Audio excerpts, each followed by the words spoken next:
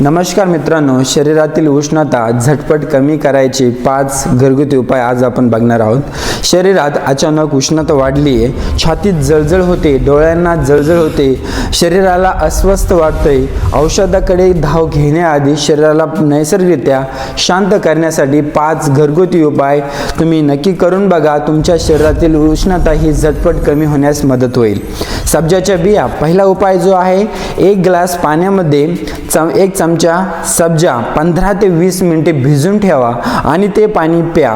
सब्जा शरीरातील उष्णता शोषून घेतो आणि पोटाला आतून थंडावा देण्यासाठी मदत करतो।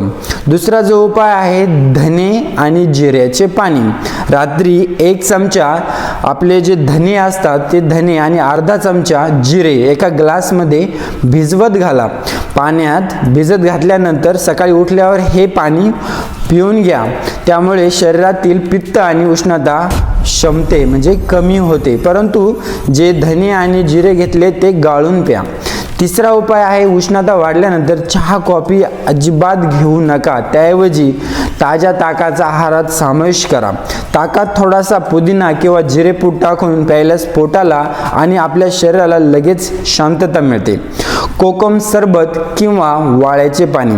जो चौथा उपाय आहे, आपले जे कृत्रिम कोल्ड्रिंक्स पिण्याऐवजी नैसर्गिक जे कोकम सरबत असतं किंवा वाळ्याचे पाणी असतं, हे शरीराचे तापमान संतुलित ठेवण्यासाठी मदत करतात आणि आपल्या शरीराला डिहायड्रेशन पासून वाचवतात। फीट सोक आणि मसाज।